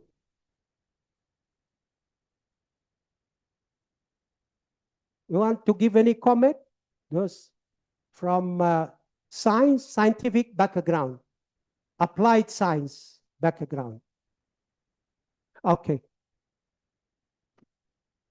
Very good. Good afternoon, Professor. Thanks for your sharing session on inference. And Welcome. actually, I'm I'm from the communication department Aha. of UPM. So actually, I'm doing social science. Aha. And actually, I came across this workshop last Friday when I was visiting our campus. And I was quite curious and attracted to your topic today. And I was surprised to see the previous three sessions were on analysis and interpretation and under the series of methodology, research methodology. And my curiosity is that uh, uh, usually when we are talking about research methodology, we are referring to paradigm to research design, and why this series of methodology workshop falling on these thinking skills. Is it like something we have to apply during our research, meaning they serve as mindsets or specific techniques? Can you clarify the intentions of these series of workshops and how we can apply these skills, say in different phases of research, like in literature review or in data analysis. Since So this is a comment, I take it, or a comment and also question? yes, a question. The motivation or the intention behind this series of methodology workshops. Aha. First of all, like, by the way, when we said that this workshop series is based on Delphi report, that's number one. It's available online, 19 pages, the report. So the report actually, and it came from professors about how many, and numerous expertise. And they worked for almost 2 years. Thinking skills, it's it's relevant to any discipline. So you can see the way I try to present it also, that it can be relevant. I hope you can see it relevant to all different disciplines, whether it's, as I said, whether it's a human science, whether it's applied sciences, or whether it's Sharia science or revealed knowledge science. Yes. So the thing is that these are based on this. We try to develop this workshop based on that 19 pages report. And this report is already developed and what we call it, designed by all those different people from different backgrounds in the United States. So, so the idea here is, how do we make it relevant? That came to my mind. How can we make it relevant to research methodology so that our students from different disciplines can benefit from those skills, apply them, and it will help them to come up with a good thesis where their personality, their input is there and appreciated, can be appreciated. So mainly that was my, yes. And I thank you. I think this is not the first time you come. One time you joined online, right? Or your first time is another one then. There was another, Chinese, maybe, yeah.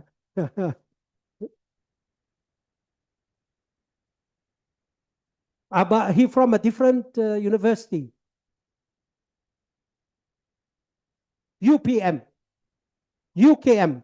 Okay. UKM. Yeah. Ah. Ah. Thank you for joining our session. We are pleased to have you with the group. We still have another two.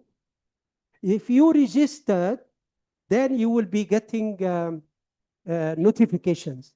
We also have a WhatsApp group, and We have a all the- WhatsApp group you can join. and all the lectures are on YouTube. Search for ISTAC TV, and you'll find there the lectures, the previous lectures that we Also, it's available, the previous one. And we will be happy to have you in the coming two. Usually it's fortnightly, every 2 Fridays. Yeah, but there will be an announcement, inshallah. Barakallahu fikum. Okay, we conclude with this. سبحانك اللهم وبحمدك أشهد أن لا إله إلا أنت نستغفرك ونتوب إليك. Thank you so much for your attendance, and hope to see you the next class. Inshallah. Wassalamu alaikum.